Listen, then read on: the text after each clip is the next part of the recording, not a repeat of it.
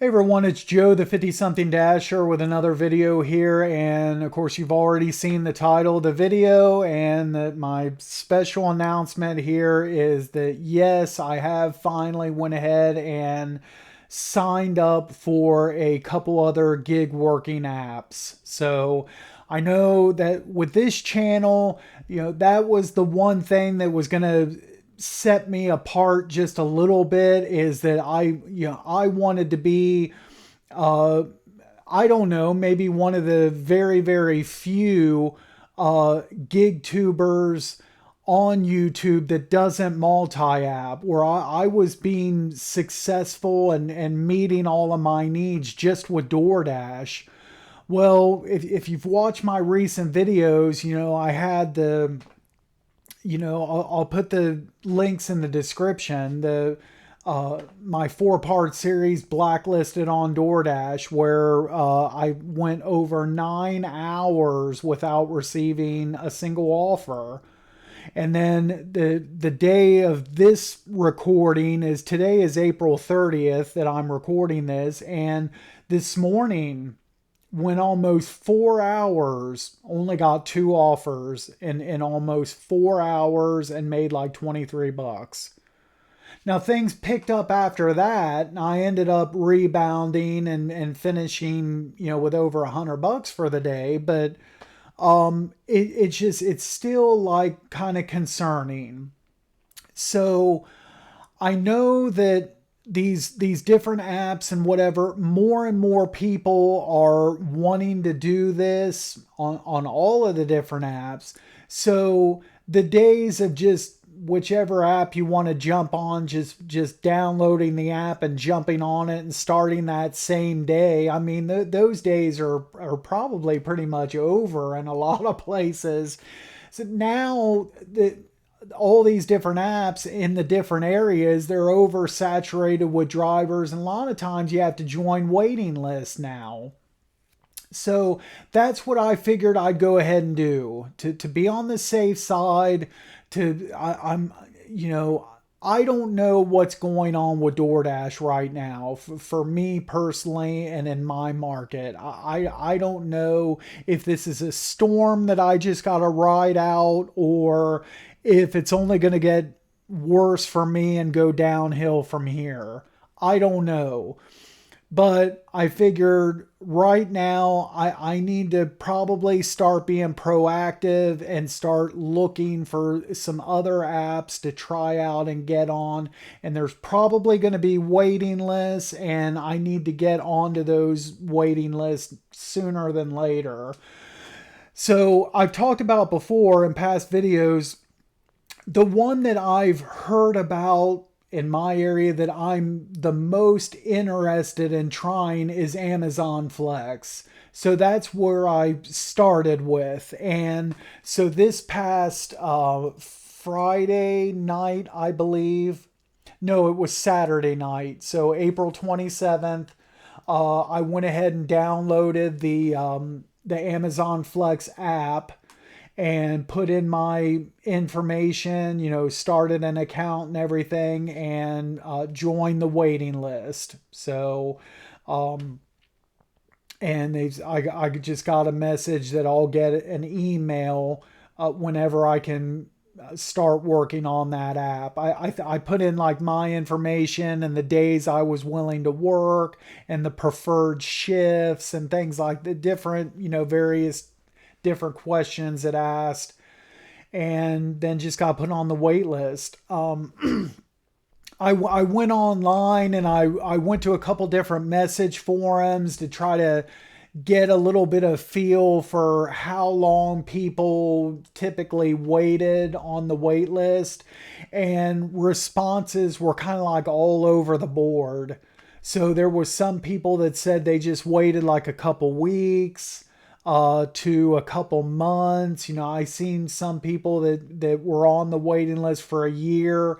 I even saw one response that somebody was on a wait list for Amazon Flex for 3 years. Has it even been around 3 years, or I don't know?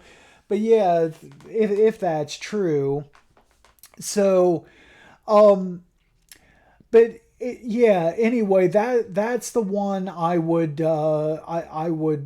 probably most like to try. And so I signed up and I'm on the wait list. So if something happens 6 months from now with DoorDash and it gets even worse, well, at least I've been on the Amazon Flex to that point, the waiting list for 6 months, and hopefully not too much more longer after that, I would hope, and then I can get on. Now, I have I don't work with him anymore, but I did have a coworker at my W-2 who was an Amazon Flex driver. And there was a few different days where I talked to him about, kind of picked his brain about what it was like and everything. And he would tell me about it. And then, of course, I'd tell him how I was doing with DoorDash and everything, like my hourly active hourly rates and total hourly rates and that type of thing. And then the catering orders, I was doing them at that time. But so he showed me Amazon Flex. Even one time he pulled up the app on his phone and showed me the list of the different like routes that were available for the next morning that he could choose from. And so he showed me some of those and kind of, was kind of explaining things to me. And as he explained all the different details to me, there was, for me, one huge, gigantic circus elephant in the room out of all the things he said. And for me, that was when he told me that unless they've changed it, who knows? But for him at that time, and this has probably been about a year and a half ago that I talked to him about this, or maybe a little over a year ago, something like that. He said that you have no idea where you're going to be delivering to. So basically, he would just look at that list and he'd see, like, I don't know, I'm just making up some numbers here, a route with 20 packages on it that was going to pay him $60. I don't know. And he didn't find out where those were, now they'd all be delivering to the same general area or section of town or whatever, but he wouldn't know where that was until he picked up the packages from the distribution center, and then you find out. So it could be here in Grove City, or he could be delivering, like, all the packages could go to Dublin or Hilliard or any of the various different areas around central Ohio. And absolute worst case nightmare scenario, downtown Columbus. And so that's what, like, really, when he was telling, I mean, a lot of what he said sounded good. The pay sounded good. He was probably even making more money per hour than I was. But man, the fact that you don't know ahead of time where you're even going to be going, that really scared me. And that's why I didn't want to mess with Amazon Flex at the time.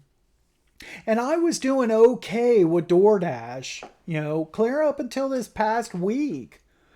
I had been doing great, so there wasn't any cause for concern at that time. Now there is, and maybe too late, because, maybe if there was any kind of concern back then, I could have jumped on it right away back then. But now I gotta wait for who knows how long. But we'll see.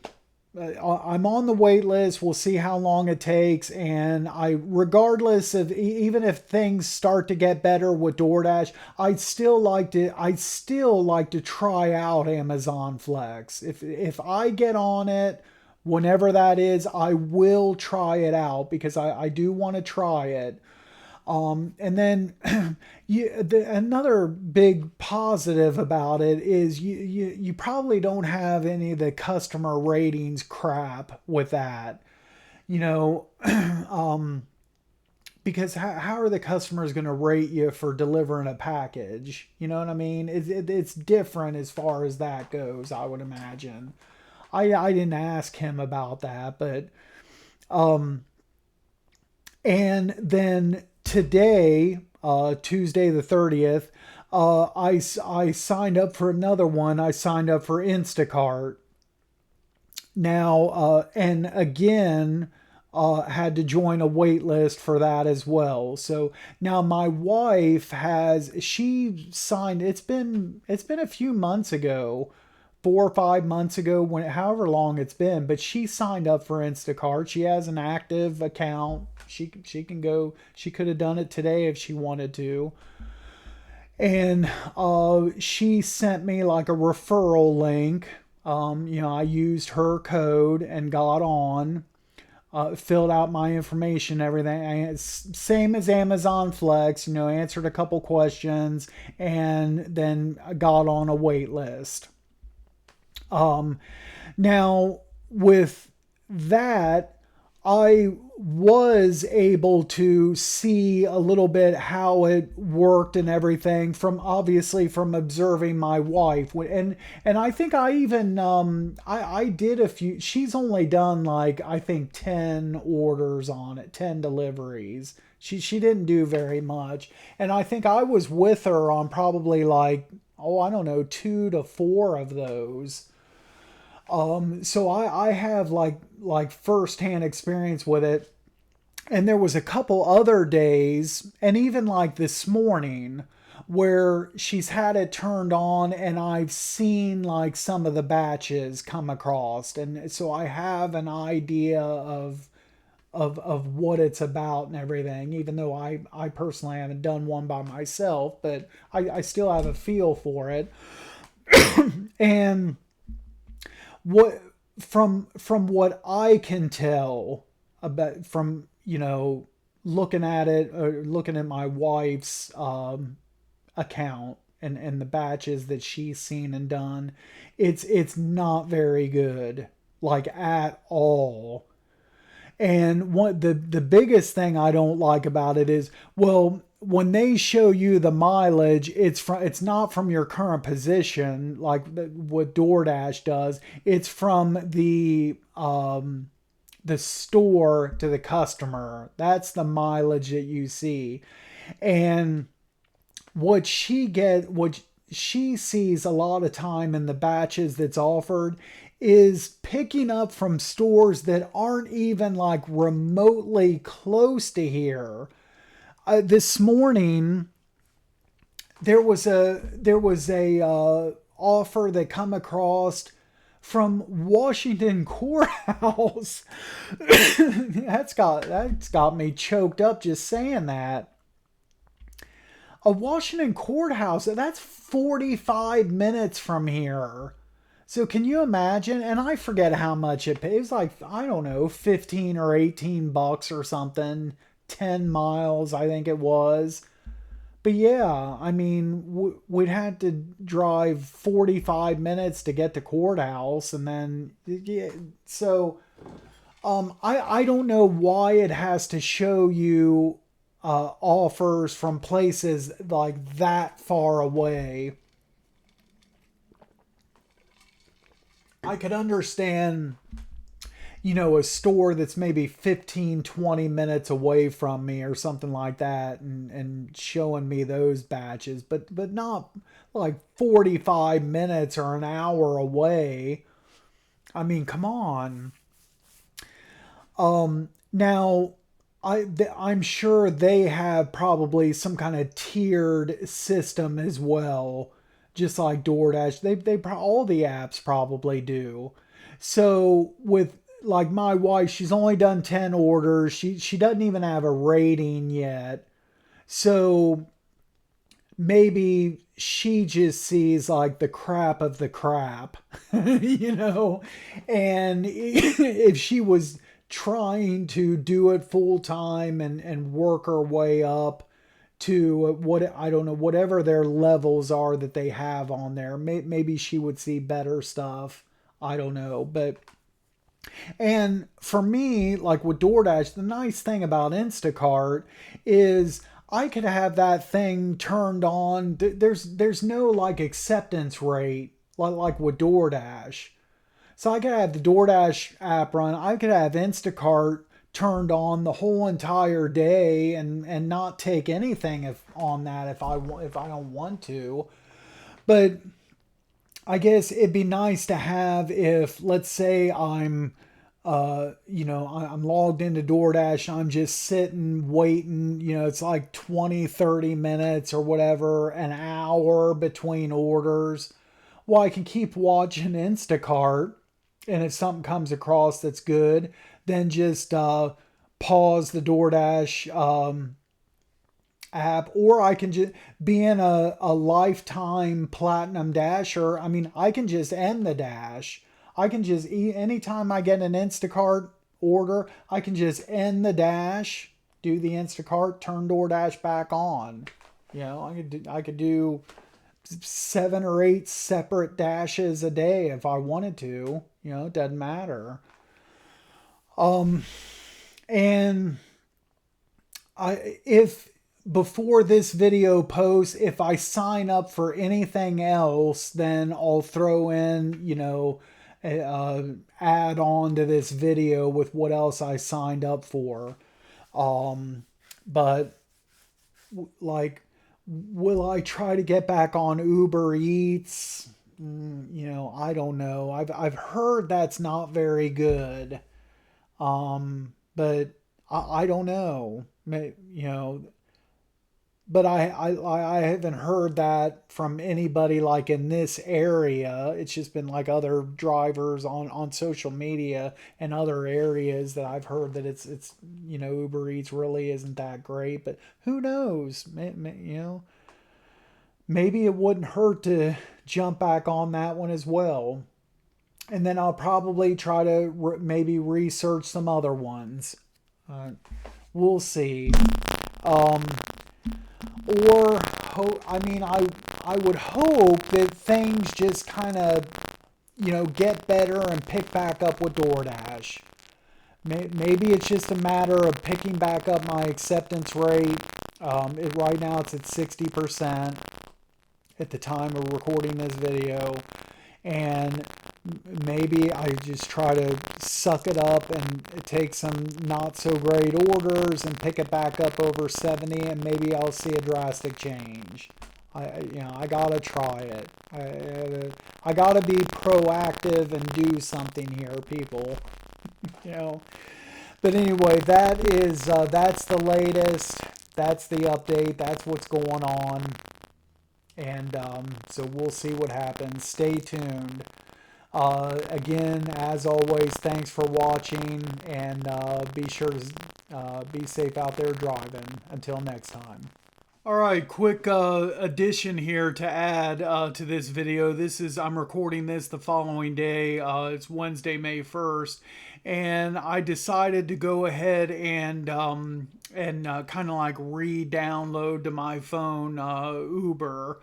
And so if you may or may not have seen this in some of my past videos, but way back in 2017, that's how I got started in gig work. I drove for Uber Eats. I did it not for very long. It was maybe like 6 weeks, 2 months, something like that. And I talk about that in a couple past videos. So I went and I downloaded the app. Actually, I have the same phone number as I did 7 years ago, so I still had like an account on there, so it still had my old information and everything. Like I said, downloaded the app from my iCloud. And I submitted like the request to redo the background check and provided proof of insurance, updated my car information. Now that should be different than the other two. Since I've been a driver before, I would think that as soon as all the documents get processed, I would imagine I should just be able to jump on to Uber Eats.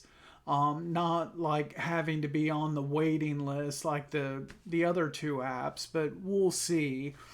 And yeah, so I'll get activated on that, and I might turn it on, give it a try when DoorDash is slow and I'm waiting on orders, and just kind of see what pops up. I'll definitely post an update what happens with that. So we'll wait and see. But that's it for now. All right, guys. Fast forwarding now to Thursday, May 2nd. I got on to Uber Eats, so all my documents and everything cleared. Check it out. Oh, it might not show up here, but yeah, there it is. I'm currently logged in. I'm not going to do any runs. I just wanted to see like what comes across. The only little thing was, for whatever reason, it set my wife's car as the vehicle to use, and my car is not like available yet, or what. It's kind of weird, but hopefully I can fix that in the next 2 days. We're like in between policy coverage periods for our insurance. So the new policy starts 2 days from now on the 4th. So I think that's why. I think my car is not going to be eligible until 2 days from now. But I don't know why my wife's car was. It's really weird, but who knows. But anyway, I'm on here. I've been on, so this current, I don't know if this will come across or not. Yeah, so this current, I don't know what they call it on Uber Eats, it's not a dash, obviously, but almost a half hour. Soon after I first logged in, I got some crappy $7 15-mile Genji Go that I didn't take, and that's all that's come across this. So I don't think Uber Eats in my market is nearly as popular as DoorDash.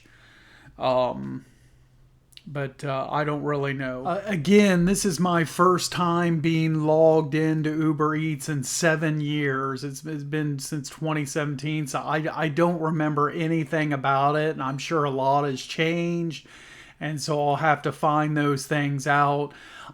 For instance, I don't know as far as like acceptance rate. I'm sure that's tracked, but I'm assuming it's not nearly as big of a deal with Uber as it is with DoorDash, but I don't know. So I'll have to, when I have time, I'll have to kind of like figure these things out as I go, because I have no idea. I've only been doing DoorDash for the last year and a half. So anyway, but like I said, I'll find out. But anyway, that's the update. And again, thanks for watching. Until next time. If you enjoyed this video, make sure to hit the like button. Subscribe to my channel if you haven't done so already. Check out my other videos. A lot of good stuff, a lot of information for all things DoorDash. And we will see you at the next video. Thanks again for watching.